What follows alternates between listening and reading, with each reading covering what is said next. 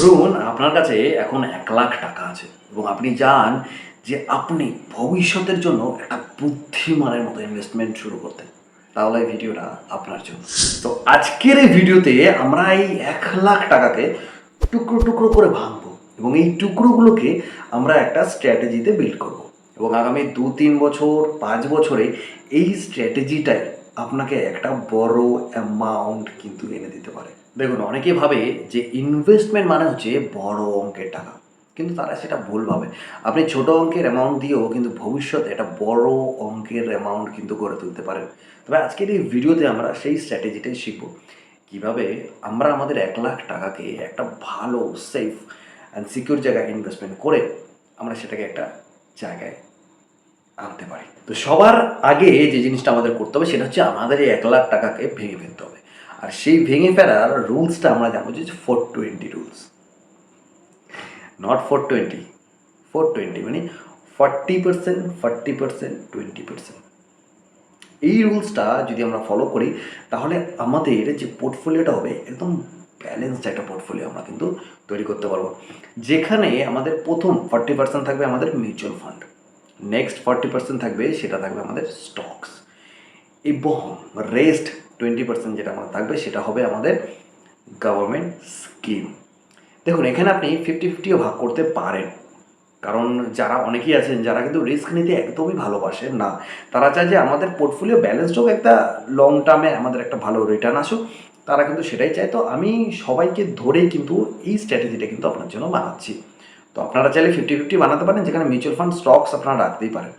Extra যে 20% আমি বললাম সেটা হচ্ছে আপনার পোর্টফোলিওটাকে একদম ব্যালেন্স রাখবে, যেখানে আপনার একটা ফিক্সড একটা ইনকাম কিন্তু ইয়ারলি আপনার আসবে।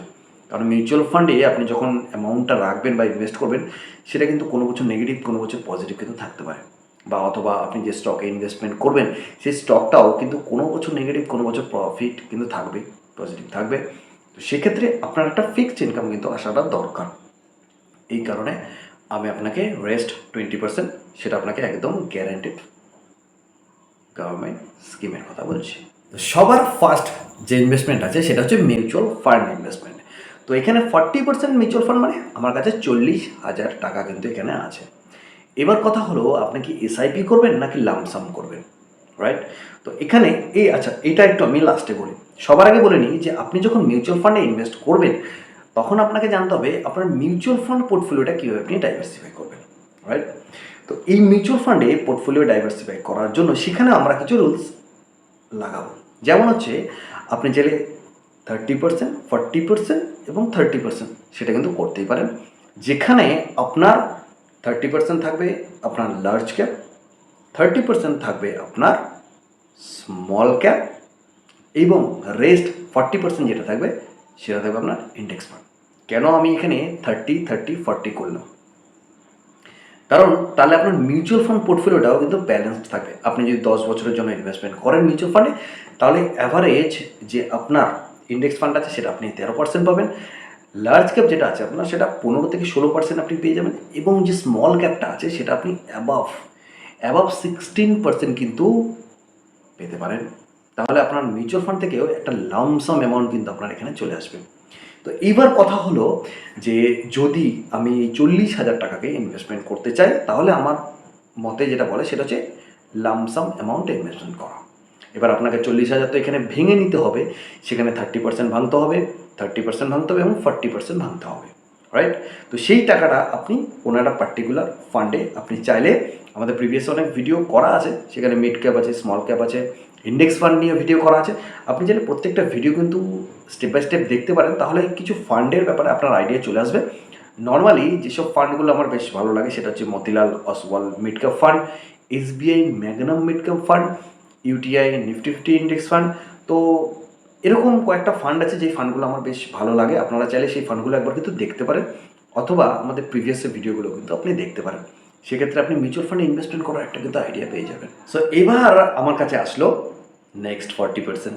তো নেক্সট 40% মানে আমাকে স্টকে ইনভেস্ট করতে হবে। নেক্সট 40% মানে 40,000 টাকা। তো এই 40,000 টাকা কিন্তু আমাকে 40টা কোম্পানিতে ইনভেস্ট করলে চলবে না বস। আমাকে নিতে হবে 3 থেকে 4টে এমন কোম্পানি, যে কোম্পানিগুলো স্টেবল রিটার্ন পার ইয়ার দেয় এবং সেখানে আমরা অ্যাপ্রিসিয়েশন পাবো, সেখানে আমরা ডিভিডেন্ড ইনকাম করতে পারবো। যদি কোম্পানি আরও বেটার অপরচুনিটি পায় তাহলে বোনাসও দিতে পারে কোম্পানি। তো এমন কিছু কোম্পানি আমাকে বাছাই করতে হবে। তো এইখানে আমাদের 3 থেকে 4টে কোম্পানি যেখানে থাকবে সেখানে আমাদেরকে ওয়ান টাইম ইনভেস্টমেন্ট কিন্তু করে দিতে হবে। কারণ এই 40% মানে 40,000 টাকাতে কিন্তু আপনি এসআইপি করতে পারবেন না কোনো স্টকে। সেক্ষেত্রে আপনাকে ওই 300-400 টাকা করে লং টার্মে ওটা বেকার হবে। তো অ্যাট এ টাইম আমাকে ডিভাইডেড করে নিতে হবে 3 থেকে 4টে। যদি আমি 4টে কোম্পানিতে ইনভেস্টমেন্ট করি তাহলে পার হেড কোম্পানিতে আমাদের 10,000 রুপিস করে পড়বে। তো যেরকম প্রাইস হবে সেরকমভাবে যদি আমরা ডিভাইডেড করে দিই 10,000কে, তো সেইভাবে আমার কোয়ান্টিটি হয়ে যাবে। তো সেইভাবে আমরা একটা পোর্টফোলিও কিন্তু করে ফেলতে পারবো। এখানে যদি আপনি চান কোনো একটা ভালো কোম্পানি, সেটা হচ্ছে দেখুন আমার কিছু ফেভারিট কোম্পানি আছে যেই কোম্পানিগুলো আমি বেসিক্যালি নিজেও ইনভেস্টমেন্ট করি। তো যেমন ধরুন আইটিতে যদি আপনি ইনভেস্টমেন্ট করতে চান সেখানে আপনি টিসিএসে ইনভেস্টমেন্ট করতে পারেন, আপনি এইচসিএল থেকে ইনভেস্টমেন্ট করতে পারেন যারা বছরে 4বার করে ডিভিডেন্ড দেয়, প্লাস আপনার অ্যাপ্রিসিয়েশন তো আছে। আপনি যদি ব্যাঙ্কিংয়ে ইনভেস্টমেন্ট করতে চান আপনি আইসিআইসি ব্যাঙ্ক নিতে পারেন, আপনি এইচডিএফসি ব্যাঙ্ক নিতে পারেন, আপনি আইডিএফসি ব্যাঙ্ক চুজ করতে পারেন, এই কোম্পানিগুলো ভালো। আপনি যদি এনার্জি সেক্টরে যান আপনি সিজি পাওয়ার দেখতে পারেন, আপনি টাটা পাওয়ার দেখতে পারেন। এরকম অনেক প্রত্যেকটা সেক্টর থেকে কিছু কিছু ভালো ভালো কোম্পানি আছে। আপনি যদি অটোমোবাইলে যান সেখানে আইশার মোটর মানে আপনার ফেভারিট রয়্যাল এনফিল্ড সেই কোম্পানি চুজ করতে পারেন, আপনার ফেভারিট টাটা মোটরস চুজ করতে পারেন। এবার চুজ করতে হবে কিন্তু আপনাকে যে কোন কোম্পানিতে ইনভেস্ট করবেন। বেসিক্যালি 3 থেকে 4টে কোম্পানিতে কিন্তু আপনাকে ইনভেস্টমেন্ট করতে হবে, তাহলে কিন্তু আপনার একটা ভালো পোর্টফোলিও কিন্তু এখানে তৈরি হবে। সো এবার আসি রেস্ট 20% যেটা আপনাকে করতে হবে গভর্নমেন্ট স্কিমে ইনভেস্ট। দেখুন আপনার কাছে এখন 20,000 টাকা পড়ে আছে, আপনি চাইলে সেটাকে এমআইএস করতে পারেন। কিন্তু এমআইএস যদি করেও নেন তাহলে বছরে আপনি যদি 7%, 7.2% সুদ পান তাহলে সেক্ষেত্রে আপনি মান্থলি খুব একটা বেশি টাকা কিন্তু আপনি পাবেন না। সেক্ষেত্রে আপনি ফিক্সড ডিপোজিটও করতে পারেন, যেটা যদি আপনার ইচ্ছা হয়। ওর ক্ষেত্রে আপনি রেকারিং করতে পারেন, আপনি আপ টু 7.7%। আপনি যদি সিনিয়র সিটিজেন হয়ে থাকেন তাহলে কিন্তু সিনিয়র সিটিজেন স্কিমেও কিন্তু আপনি আপ টু 8.2% কিন্তু ইন্টারেস্ট পেয়ে যাবেন। ন্যাশনাল সেভিংস স্কিম করতে পারেন আপনি। রেকারিং ডিপোজিট করাটা আই থিঙ্ক আপনার বেটার হবে যদি আপনি 20,000 টাকাটা করতে চান। এছাড়া আপনি যদি কিছু স্মল ফিনান্স ব্যাঙ্ক আছে যে ব্যাঙ্কগুলোতে আপনি যদি এফডি করান সেক্ষেত্রে আপ টু 9.5%ও কিন্তু আপনি সেখানে সুদ পেতে পারেন। তো এইভাবে যদি আপনি আপনার প্রথম 1,00,000 টাকাকে যদি আপনি একদম ব্যালেন্সড একটা পোর্টফোলিও তৈরি করতে চান তাহলে আমার মনে হয় যে আপনার একটা দারুণ পোর্টফোলিও কিন্তু ক্রিয়েট হতে পারে। তো এই আজকের যে ভিডিওতে আপনাকে যে স্ট্র্যাটেজিটা দিলাম সেই স্ট্র্যাটেজিটা কেমন লাগলো অবশ্যই জানাবেন। আর যদি কোনো কোয়েশ্চেন থাকে রিলেটেড তাহলে অবশ্যই আমাদের কমেন্ট বক্সে জানাবেন। তো যদি ভাইটির ভিডিও ভালো লেগে থাকে তাহলে প্লিজ চ্যানেলটি আমাদের সাবস্ক্রাইব করে দেবেন এবং